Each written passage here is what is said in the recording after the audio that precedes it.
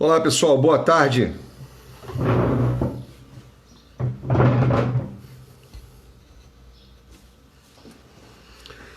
Boa tarde, boa tarde, boa tarde. Sejam bem-vindos, sejam mais uma vez bem-vindos. A casa é nossa. Podem entrar. Vamos começar então a falar daqui a alguns instantes sobre o recurso adesivo no processo do trabalho. Um tema que eu tenho recebido muitas indagações, e aí eu quero falar evidentemente de alguns aspectos iniciais acerca da natureza propriamente dita dos recursos, falar sobre o princípio da voluntariedade, adentrar na aplicação do processo civil, para o que nos interessa aqui acerca do recurso adesivo, e sem prejuízo enfrentarmos um pouco da jurisprudência do Tribunal Superior do Trabalho e, por fim, entender, claro que na medida da fala eu também vou expor os aspectos procedimentais do recurso adesivo, ok? Então fiquem à vontade, a casa é nossa, o Instagram é nosso, ele é mais público do que privado propriamente dito. Então só estou aqui fixando o nosso tema de hoje, e se vocês quiserem também convidar os seus amigos, fiquem à vontade, vai ser uma grande honra para mim ter todos vocês aqui, como sempre é. Vamos lá. Então vamos começar, já temos aqui muitos colegas presentes. Excelente. Caio está presente, Karina, minha presidente da Comissão de Trabalho da OAB Duque de Caxias, boa tarde. Doutora Jaqueline, doutor Felipe Gomes, maravilha. Michele, Érica Brandão, tudo bem, doutora? Maravilha. Grande Pádua, como vai, meu amigo? Um prazer tê-lo aqui. Caio, meu querido colega, lá de Belém do Pará, que honra tê-lo aqui também, querido Paulo. Paulo Veloso, meu primo Luiz, maravilha.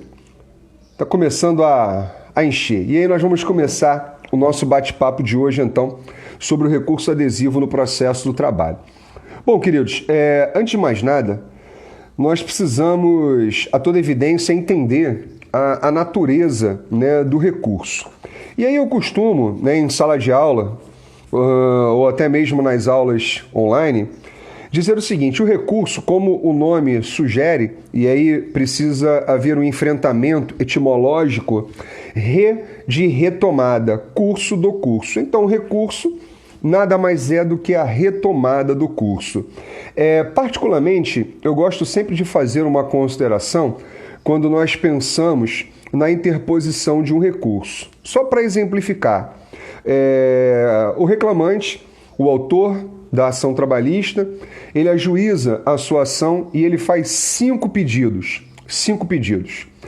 Desses pedidos, 3 foram julgados procedentes e 2 foram julgados improcedentes. Esse exemplo, então, o autor ajuiza a ação trabalhista, formula 5 pedidos. 3 foram julgados procedentes e 2 foram julgados improcedentes. É evidente que ele pode aqui recorrer daquilo que lhe foi prejudicial, porque o recurso, no fundo, nada mais é do que a demonstração do inconformismo da parte com aquela decisão que lhe foi, em tese, desfavorável. Então, evidentemente, que o nosso querido reclamante, ele demonstrará o interesse recursal para fins, portanto, de admissibilidade. Isso sem prejuízo dos demais pressupostos ou requisitos de admissibilidade do recurso ordinário, sejam eles intrínsecos, sejam eles extrínsecos. Estou aqui focando tão somente na questão do interesse recursal. E então, este reclamante, ele agora denominado de recorrente, interpõe o recurso ordinário exatamente para impugnar aqueles 2 pedidos que foram julgados improcedentes, que não foram acolhidos pelo magistrado.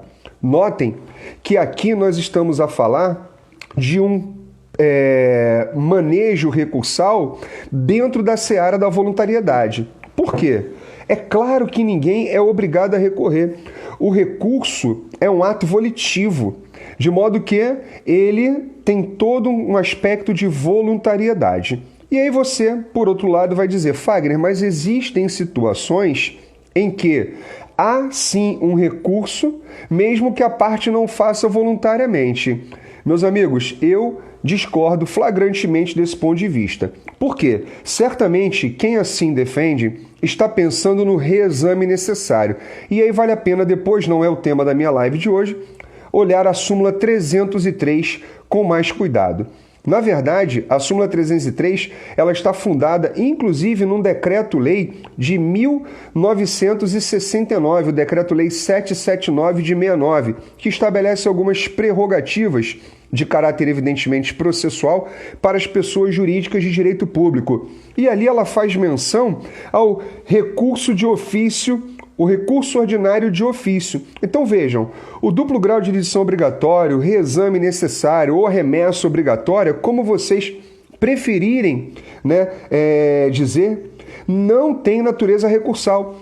Na verdade, é uma condição de eficácia da decisão proferida contra os entes públicos, ressalvados, evidentemente, os casos previstos em lei, porque nem toda decisão contrária à fazenda pública será submetida ao reexame necessário.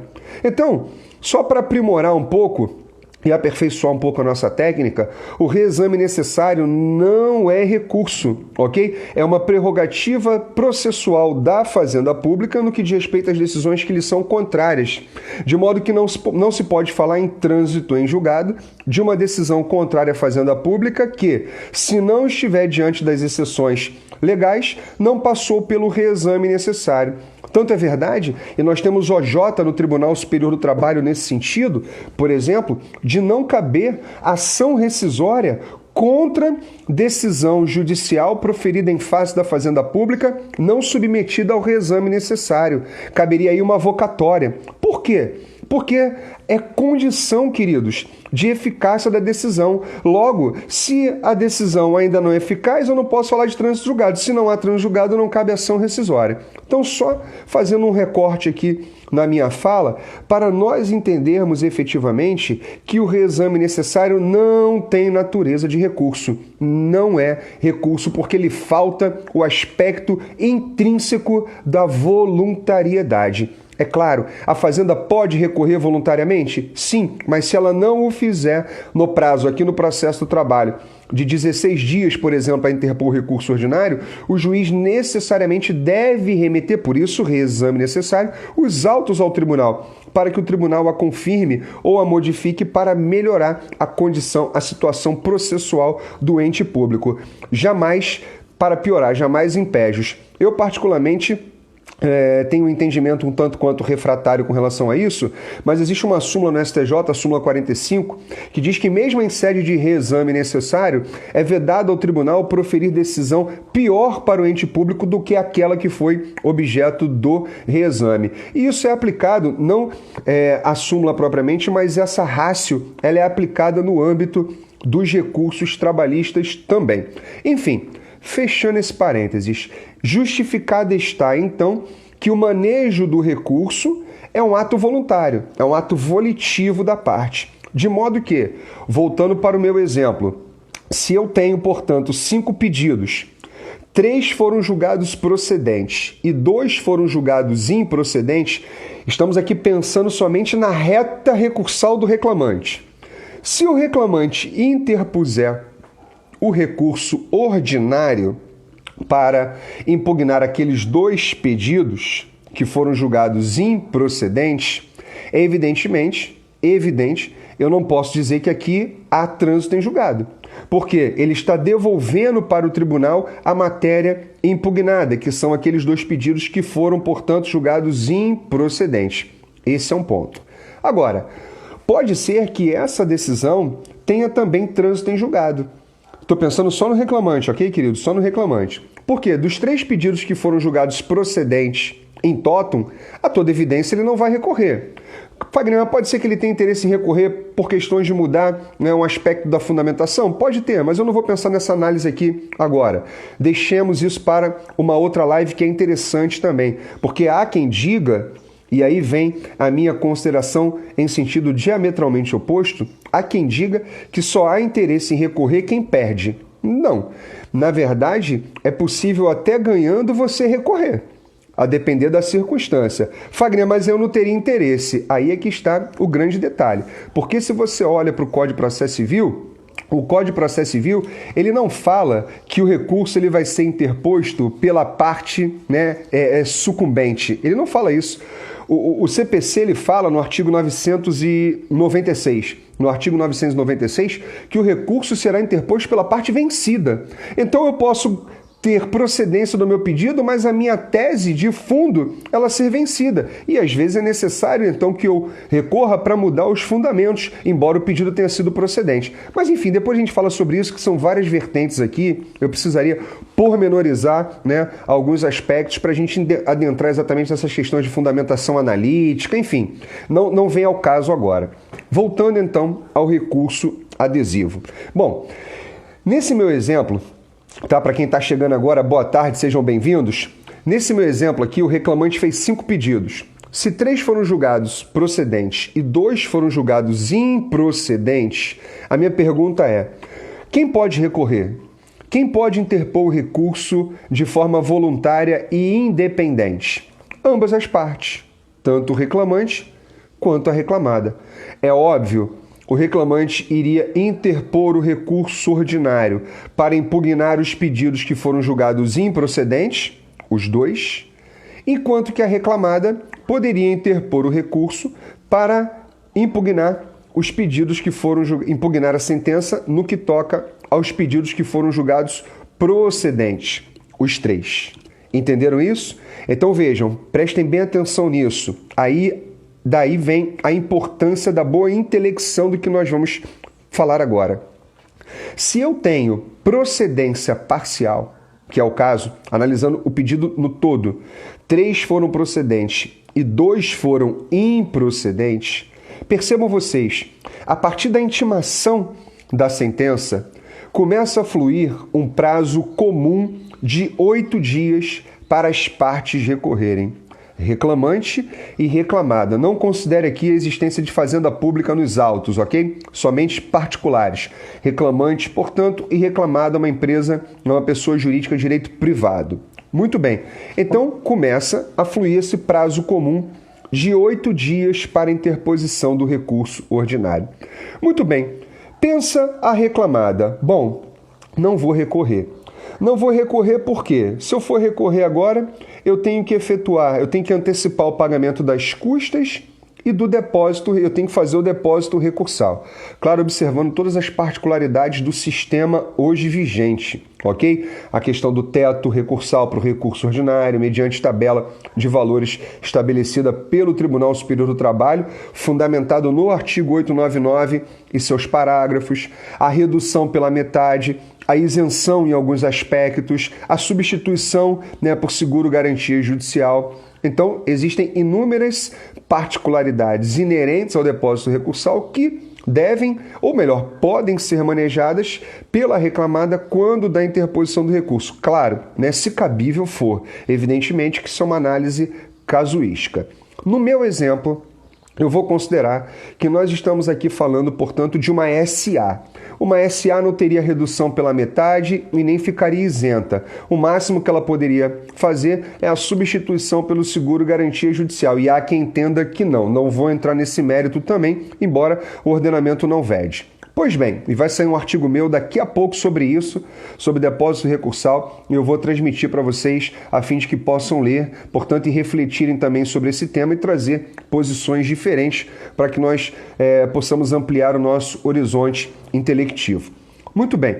Agora, você concorda comigo que nesse meu exemplo, tanto o reclamante poderia interpor no prazo de 8 dias o recurso ordinário, como a reclamada também poderia, nesse prazo de 8 dias, interpor o recurso ordinário dela? Sim, Fagner, concordo. São recursos independentes, cada qual manejando no seu respectivo prazo. Embora o prazo seja comum, mas são, nesse mesmo prazo, dias úteis que o reclamante deve considerar para fins de interposição do recurso ordinário, impugnar a sentença na parte que julgou improcedente os pedidos.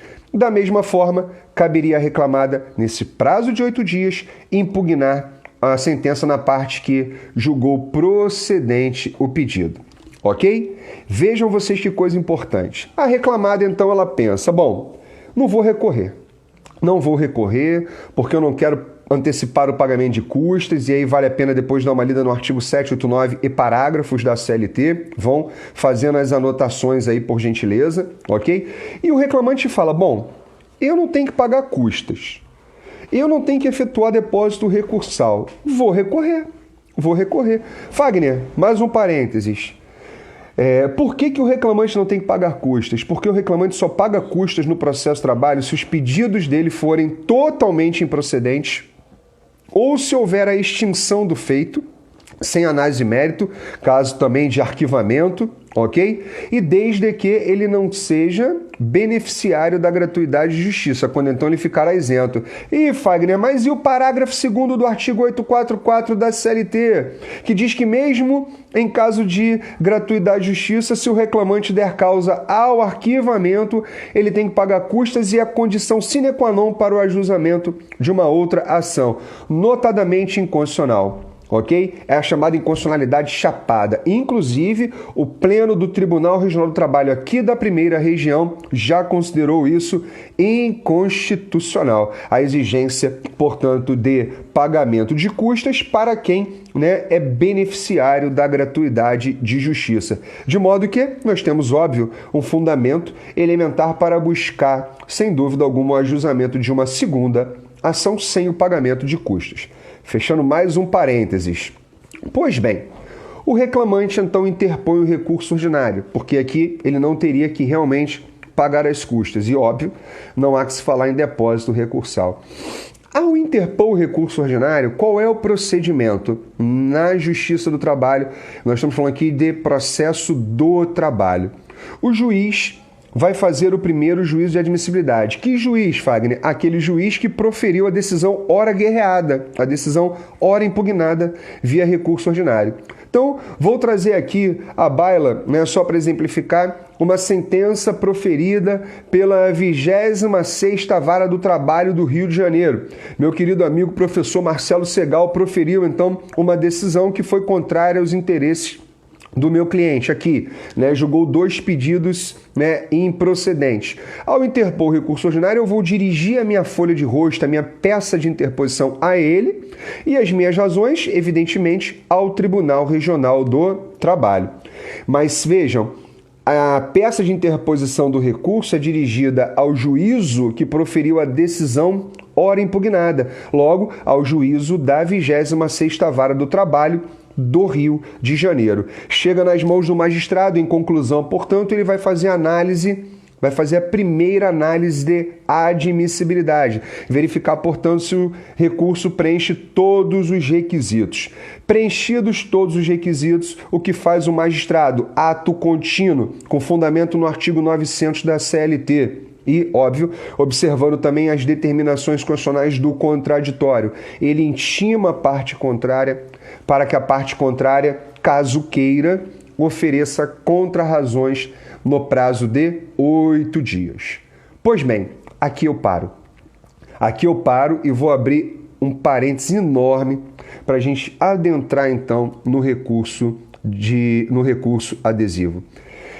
É imperioso notar, meus queridos amigos, que aqui estão presentes, e antes de eu adentrar exatamente no recurso adesivo, vocês entenderam tudo que foi dito até o momento? Está tudo claro? Por favor, deem um feedback. Se vocês estiverem gostando, os corações podem subir de uma maneira frenética aqui na minha tela. Agora, se não estiverem gostando, só coloquem um joinha para eu entender que vocês entenderam tudo que dito foi até o presente momento. Enquanto isso, eu estou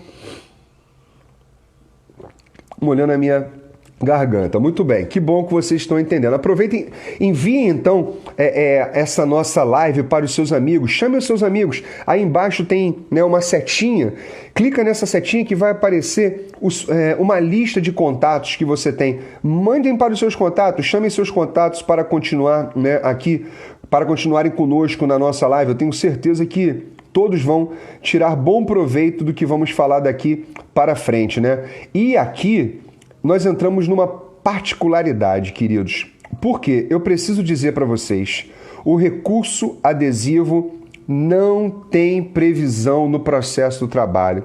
Fagner, como não?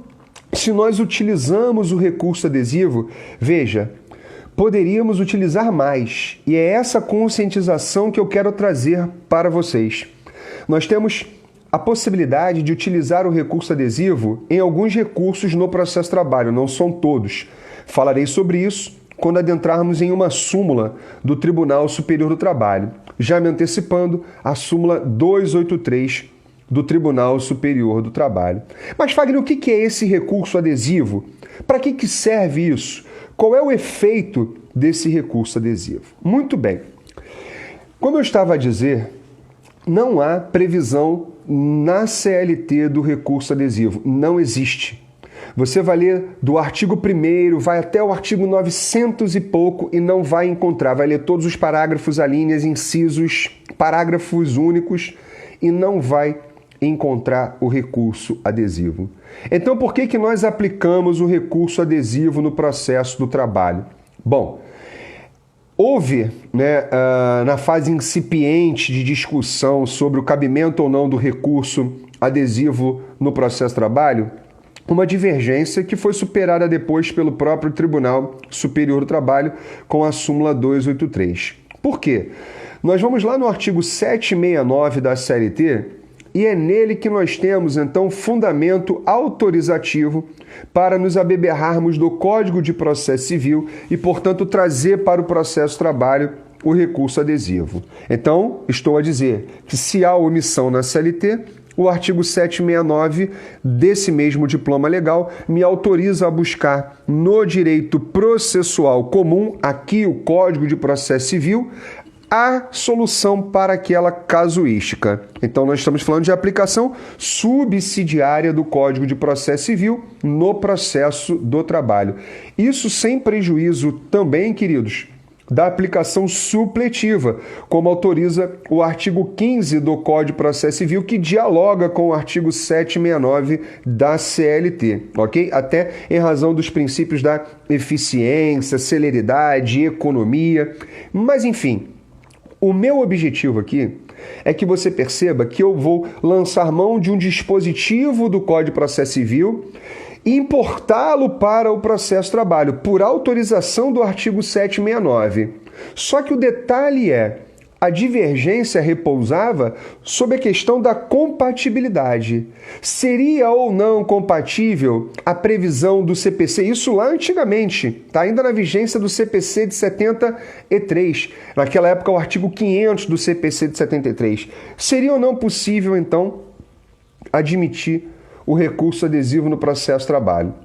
Porque não basta ver a omissão para aplicar o CPC, tem que ter compatibilidade com toda a principiologia de regência do processo de trabalho. E aí se pôs em voga, então, naquela época, naquela oportunidade, o princípio da celeridade.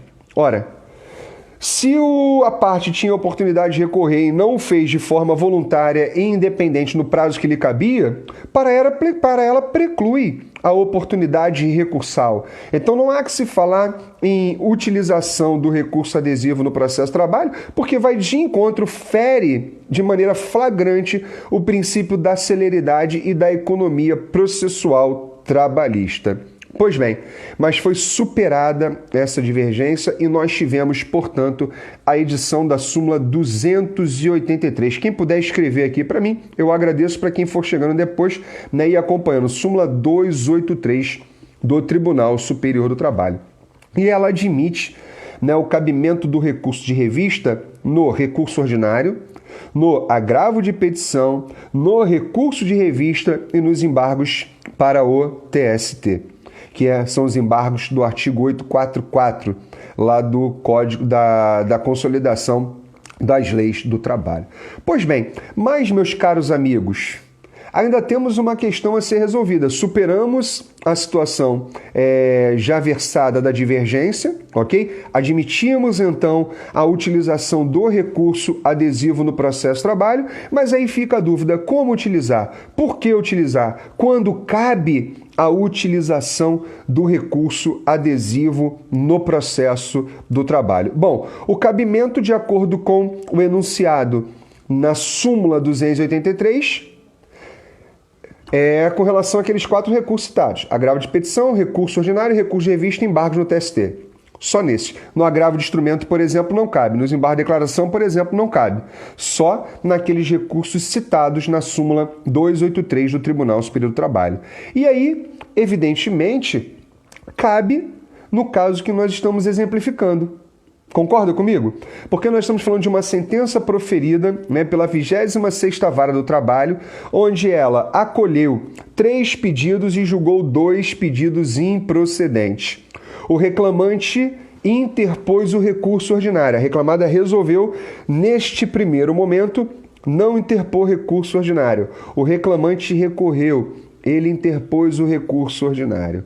Aí a reclamada, o juiz analisa os requisitos de admissibilidade do recurso, entende que estão todos presentes e determina a intimação do recorrido, a reclamada, para que ela possa, portanto, apresentar contra-razões.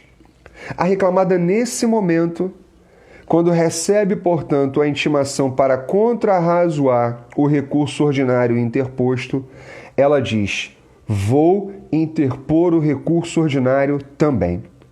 E aí você vai dar aquela confusão. Fagner, como que ela vai interpor o recurso ordinário se ela não o fez no prazo preclusivo de 8 dias? E aí estamos a nos referir aqui de preclusão temporal. De 8 dias. Se ela tinha 8 dias para fazê-lo, não fez. Como é que ela vai agora, depois de findo aquele prazo de 8 dias úteis para recorrer, fazer agora nas contrarrazões do recurso ordinário? Pois é, meus queridos amigos, é exatamente aqui que entra o recurso adesivo. Bom, e aí vale muito a pena depois vocês lerem com profundidade o artigo 997 do Código de Processo Civil, que traz a lume exatamente o recurso adesivo. Veja, ele não fala, assim, recurso adesivo, ele não traz a expressão recurso adesivo. Ele diz o seguinte, que ao recurso interposto por uma, pode aderir a outra. Na verdade, a gente tem que tomar muito cuidado com isso, porque a letra da lei, ela começa no artigo 997 falando o seguinte, olha, cada parte interporá o seu recurso de forma independente, observados os requisitos, os prazos previstos em lei. Ele já começa assim, o artigo 997, tá? Não com essas palavras, estou aqui simplificando. Então, cada parte, observando as exigências legais, no prazo de 8 dias, vai interpor o seu respectivo recurso. Porém, aí vem o detalhe do parágrafo 1º. É só um artigo, 997, parágrafos 1º e 2º, e que já dá aí uma live, e muitos assuntos. O parágrafo 1º, ele vai dizer o seguinte, porém, sendo vencidos autor e réu, ao recurso interposto por um, poderá aderir o outro. Olha que coisa interessante. Porém, sendo vencidos autor e réu, poderá o que não recorreu aderir ao recurso daquele que recorreu. Que confusão, minha gente! Mas é fácil de solucionar. Vejam, quando ela fala aderir, é aí que entra o recurso adesivo. A parte que não recorreu de forma independente lá atrás, ela agora pode, no prazo que ela tem para responder o recurso principal, aderir ao recurso principal. Então ela vai, no meu exemplo, interpor o recurso ordinário adesivo. E aí eu abro um parênteses. Daqui a pouco vamos seguir. Estamos falando sobre recurso adesivo. Não estou guardando informações, estou exteriorizando tudo o que eu posso. Discutiu-se em jurisprudência, em doutrina, primeiramente, e depois em jurisprudência. Fagner, eu preciso colocar recurso ordinário adesivo? Ou basta simplesmente colocar recurso adesivo? Ou basta simplesmente colocar recurso ordinário? Ou mais ainda, será que eu posso colocar tão somente recurso? Olha que coisa interessante. Isso chegou na jurisprudência, isso chegou nos tribunais, obviamente, e já se formou uma jurisprudência no sentido de que nós precisamos nos afastar, queridos, da formalidade excessiva, nos desapegar do exacerbar de forma e nos ater às questões mais materiais propriamente ditas. O que eu estou querendo dizer? Basta que você venha dizer, basta que você qualifique, venha interpor recurso ordinário, venha interpor recurso adesivo. Porque se é adesivo, é evidente, salta aos olhos, tem uma primazia de realidade aqui absurda. Porque se eu estou falando de recurso adesivo, é claro que ele adere ao recurso que foi anteriormente interposto. No nosso caso, é o recurso ordinário. Então, o recurso adesivo vai aderir ao ordinário interposto. Logo, é uma presunção de que estamos falando ali de recurso ordinário adesivo, recurso adesivo ordinário, ou simplesmente vem interpor recurso ordinário. Ok? Então, se você esqueceu, protocolou a petição do recurso adesivo, mas esqueceu de colocar recurso adesivo ordinário e o juiz não vai admitir, fiquem tranquilos, isso não vai gerar um trancamento do seu recurso. Ele vai prosseguir. Com relação a isso, não tenha preocupação. Fechei, portanto, o parênteses desse aspecto. Então, a reclamada está com o recurso ordinário em mãos para apresentar contra-razões. Então, ela pensa, bom, vou aproveitar esta oportunidade, porque as contra-razões, elas têm um objetivo. É você impugnar os fundamentos que são apresentados no recurso ordinário, que são trazidos no recurso ordinário. Esse é o objetivo das contra-razões, onde você pugna pela manutenção da sentença, com o rechaçar das teses recursais que são contrárias àquilo que te interessa. Esse é o objetivo das contra-razões, né? É a antíntese, ok? É a contestação à petição inicial. Entre aspas, óbvio, né, queridos? Só para você ter um paralelo. Então, eu tenho as razões recursais, vêm as contra-razões para impugnar as minhas razões, visando, portanto, a manutenção da sentença. Mas o reclamado, no meu caso, ele vai dizer o seguinte: além das contra-razões, eu vou fazer, sabe o quê? Vou também interpor o recurso ordinário na modalidade adesiva. E o farei com fundamento no artigo 767 da CLT, combinado com os artigos 15 e 997 do CPC, combinado com a súmula 283 do Tribunal Superior do Trabalho. Então aqui nós temos todos os elementos normativos que estão disponíveis no ordenamento jurídico brasileiro para fundamentar a viabilidade, portanto, do recurso adesivo, do recurso ordinário adesivo. Pois bem, e aí você deve estar pensando e certamente quer perguntar: Fagner, só me tira uma dúvida. Quem vai interpor o recurso ordinário agora é a reclamada, não é? Exatamente. No nosso exemplo, é a reclamada que vai interpor o recurso ordinário. Quando ela vier interpor o recurso ordinário, Fagner, ela precisa observar os requisitos de admissibilidade. Isto é indubitável.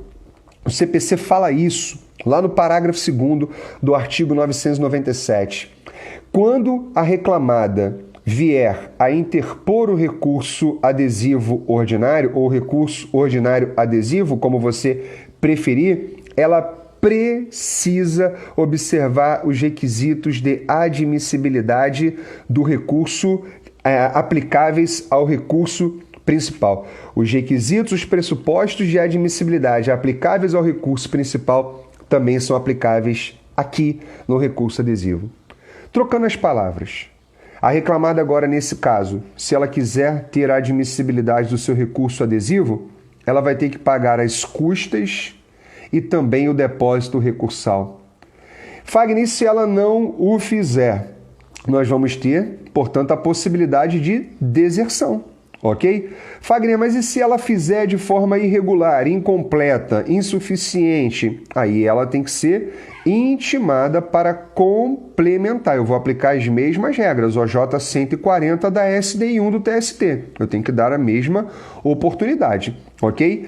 Agora, a questão mais relevante disso tudo, que você precisa perceber, é a seguinte: quando ela interpuser o recurso adesivo, é evidentemente que ela está observando que sucumbiu, porque não existe a possibilidade de recurso adesivo se não houver o quê? Sucumbência recíproca. É pressuposto. O Código de Processo Civil, Ele fala de uma forma assim, cristalina, salta aos olhos no parágrafo primeiro. Se você tiver curiosidade, pega agora.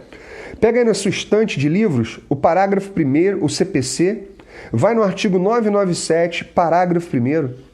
Vê se ele não está dizendo lá, sendo vencidos, autor e réu, ao recurso interposto por um poderá aderir ao outro. Ora, tudo bem até aqui, gente?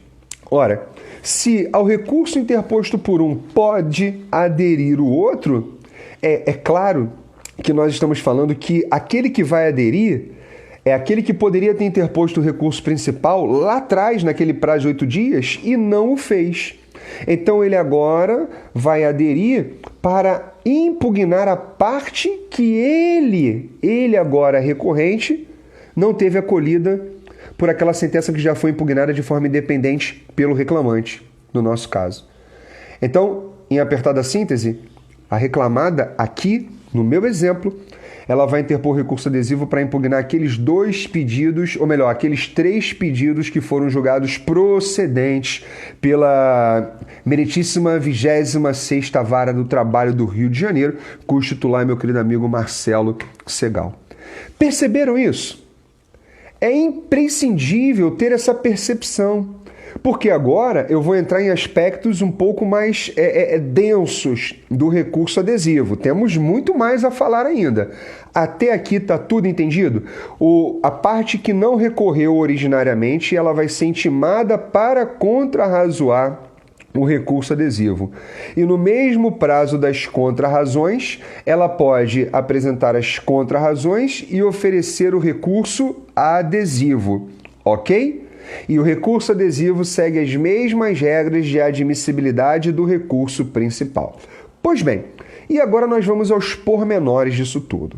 Vejam, o recurso adesivo, ele fica subordinado ao recurso principal.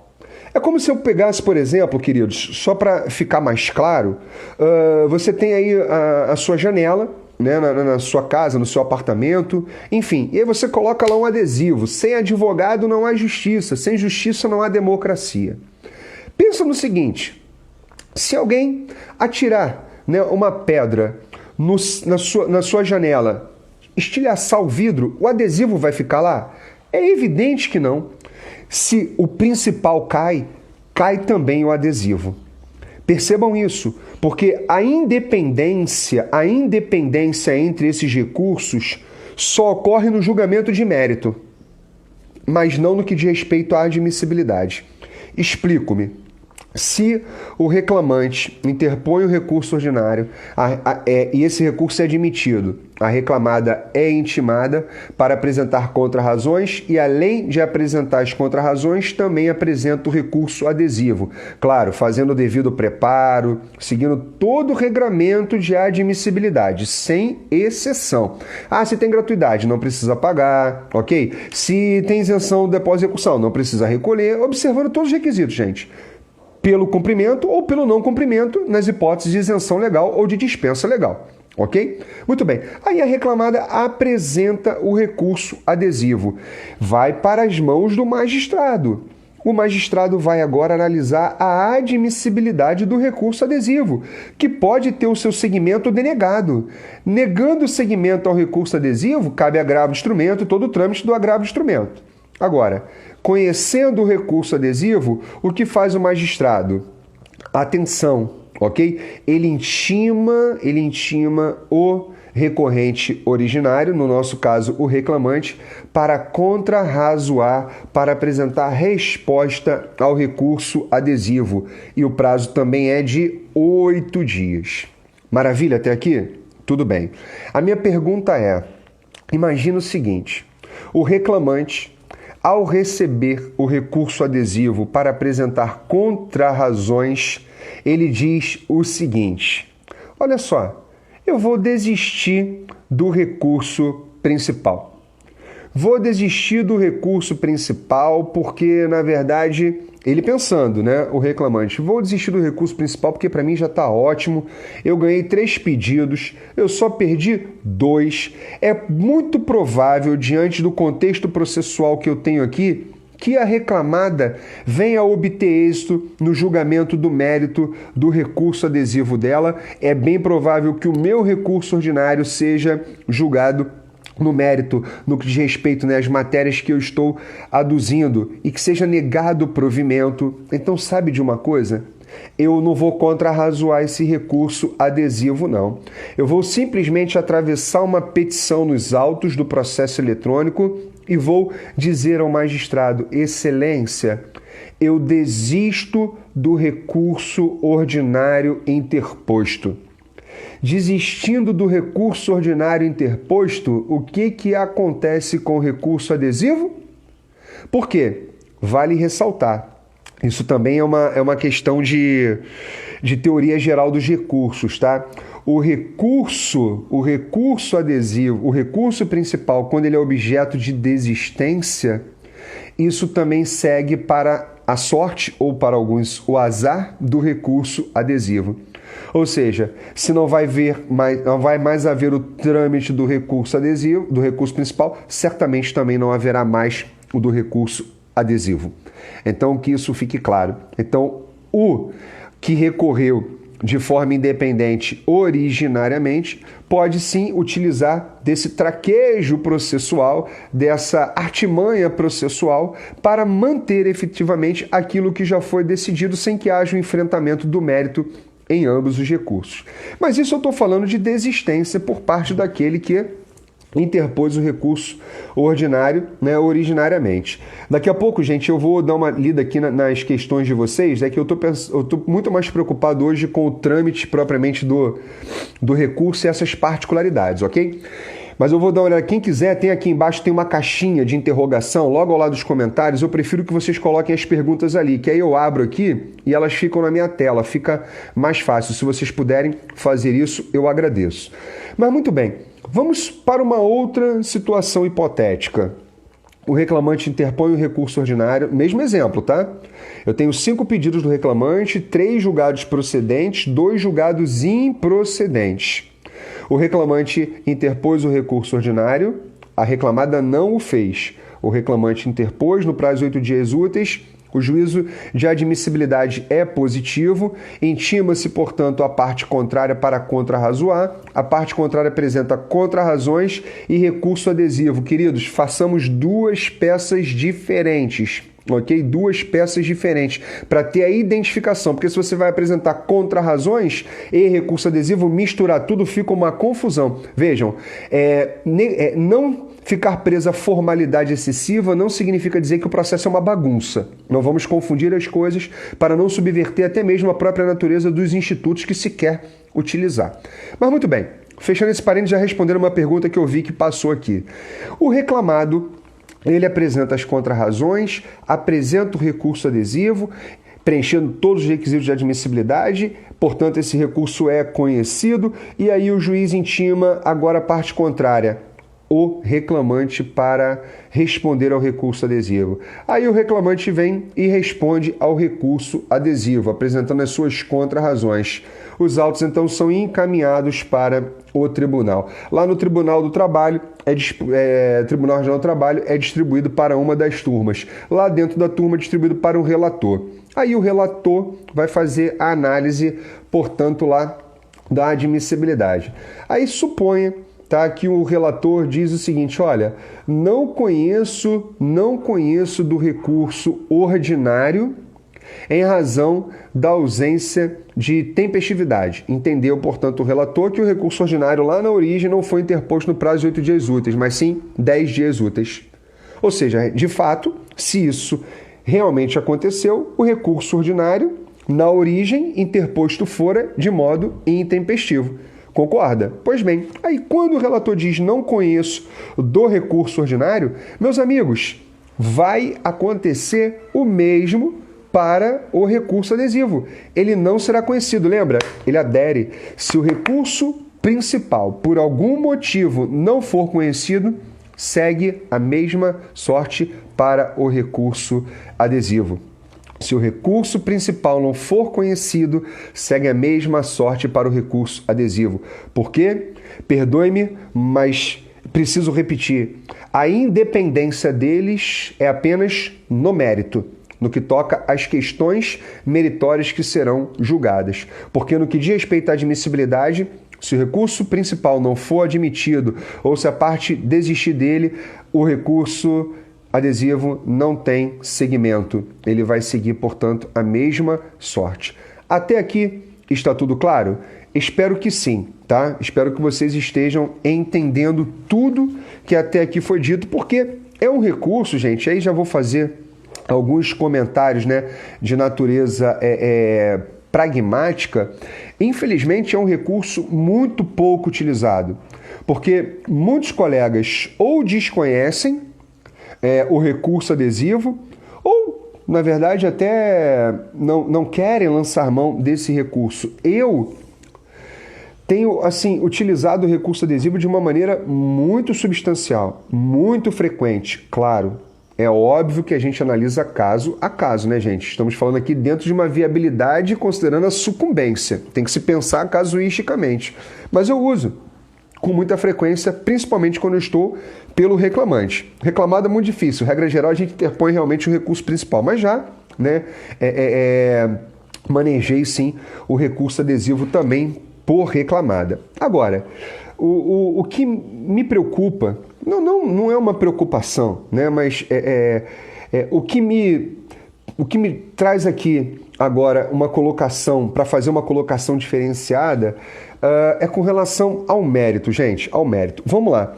Chegou no tribunal, vamos imaginar que chegou na 10ª turma, né, do TRT, a 10ª turma do Tribunal Regional do Trabalho da primeira região, composta lá pelo doutor Marcelo, doutor Leonardo Borges, doutora Edith, enfim, ok? E aí esse recurso ele vai para julgamento. Na verdade, ambos os recursos, né, serão julgados, tanto o recurso ordinário, o recurso principal, quanto o recurso adesivo. Pois bem, aí olhem que coisa interessante pode acontecer agora. No julgamento desses recursos, pode a corte, né, o órgão fracionário, aqui citado, a 10ª turma, dizer o seguinte: olha,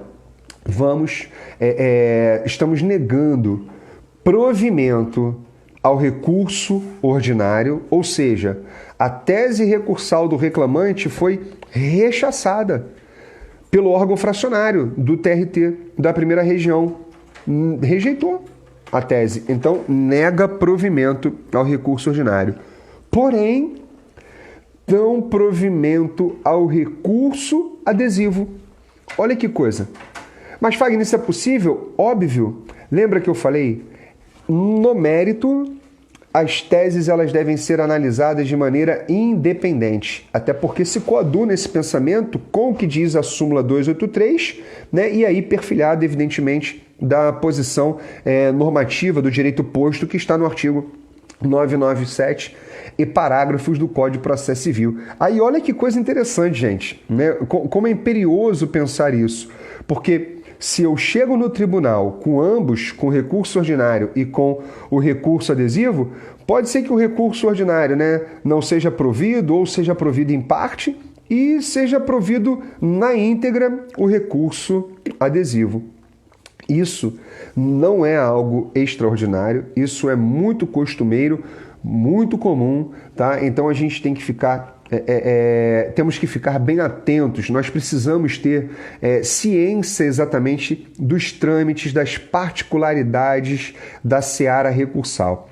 Lembrando que recurso é um ato voluntário, ninguém é obrigado a recorrer. O reexame necessário não é recurso, tem uma natureza jurídica diferente. Agora, voltando lá no início da minha fala, só para complementar uma informação que eu deixei propositalmente em aberto, nem sempre, quando há a interposição de um recurso, eu impeço o trânsito em julgado de ocorrer. Fagner, como não?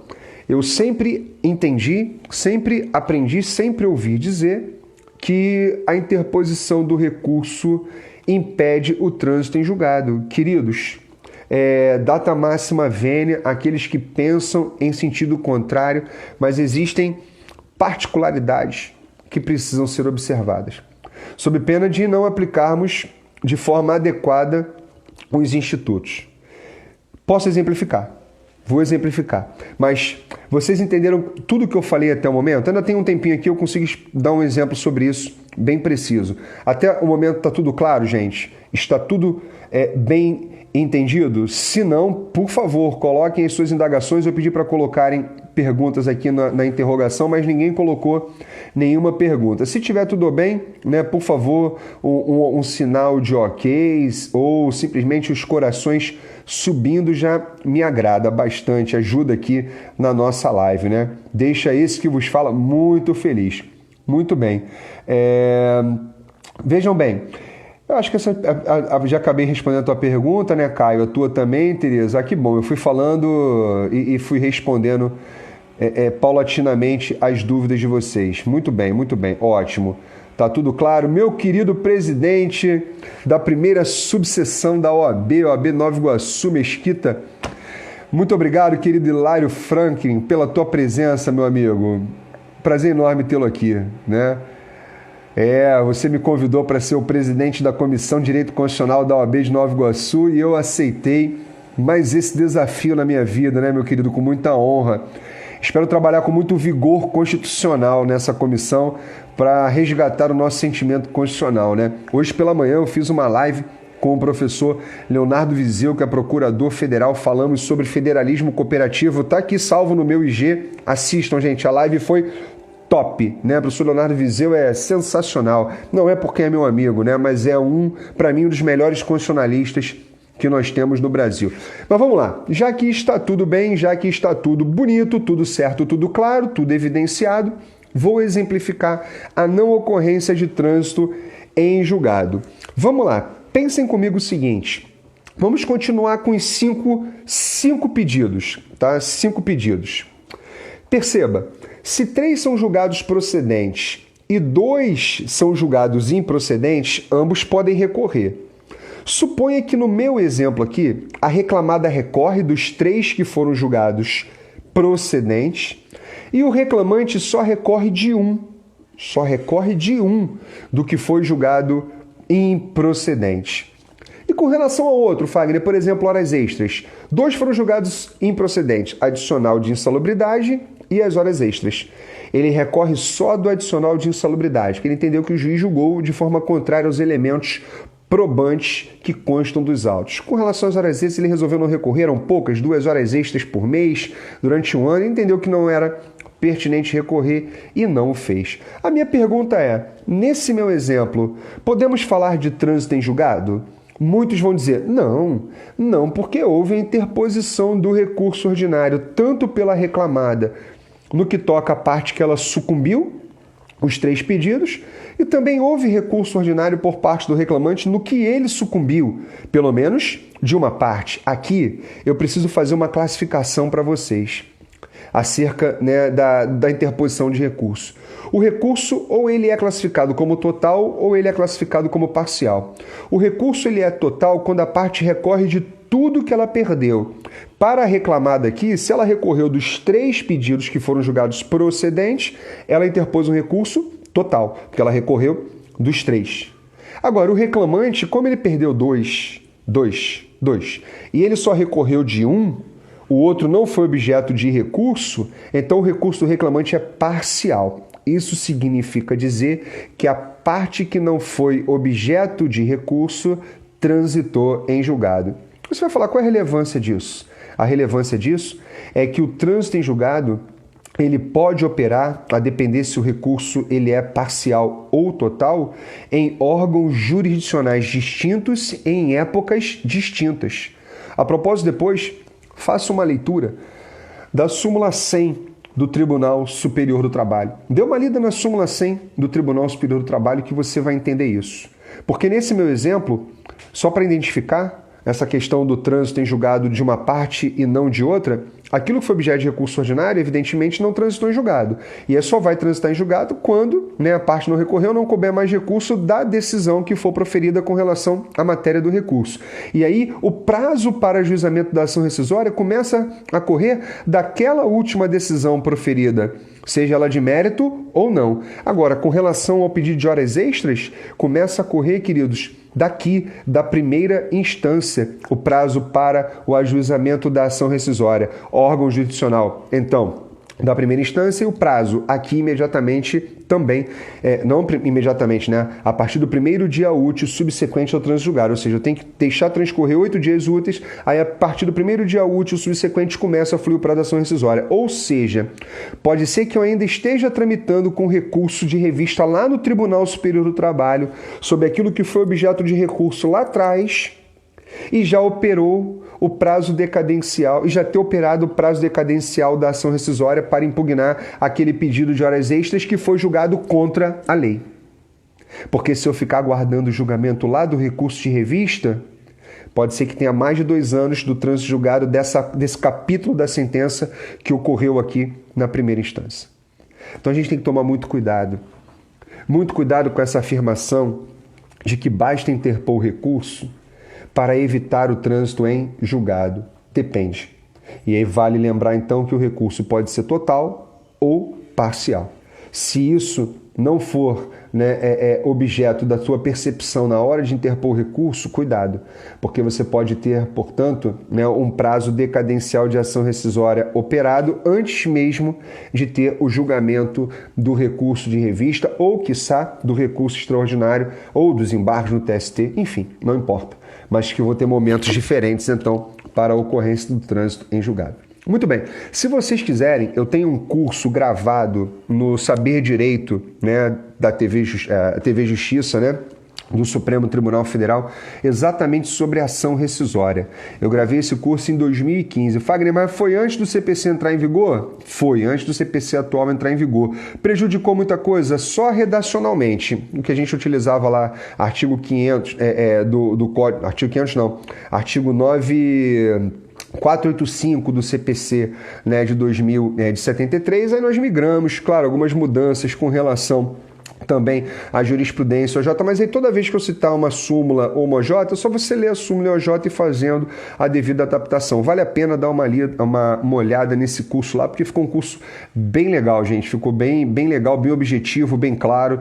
Então, assim, para quem tem dúvida da ação rescisória, eu particularmente sou um fã, eu sou um apaixonado, eu sou um entusiasta, eu sou um estudioso da ação rescisória, porque a ação rescisória me inspira tanto, porque além de estudar processo civil, processo do trabalho, eu também estudo direito constitucional, E vocês sabem que eu amo de paixão essas duas disciplinas, constitucional e processo do trabalho, não tem jeito. É o que eu costumo dizer, eu sou constitucionalista atuando na área trabalhista, então, para mim, é sempre um prazer enorme estudar a ação rescisória. E vale lembrar, eu vou fazer uma live sobre a ação rescisória, uma não, tem que ser algumas, por parte. Nós vamos falar sobre a ação rescisória, só lembrando, a ação rescisória não é recurso, ok? Não é recurso.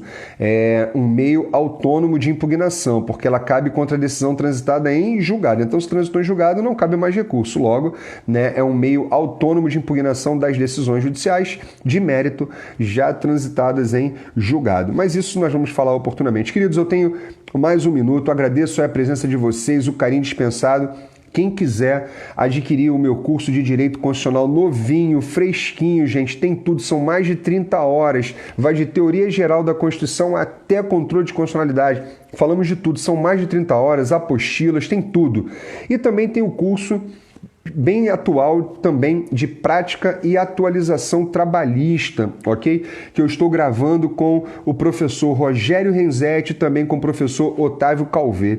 Quem quiser qualquer um desses cursos, me chama aí no privado, a gente aplica algum desconto específico. Tem que estudar, gente, aproveitar essa quarentena para estudar e muito. E até o final da semana eu estou lançando um curso de processo do trabalho objetivo. Aí vai ser um curso em PDF e em vídeos também, ok? Então, um abraço, obrigado pelo carinho, pela consideração, pela atenção. Espero ter agregado o intelecto de vocês. Tendo qualquer dúvida, vocês sabem, eu estou aí à disposição, é só me chamar, tá bom? Forte abraço, gente, sucesso, paz e se cuidem, tá? Vamos enfrentar junto essa pandemia. Um abraço grande, tchau, tchau.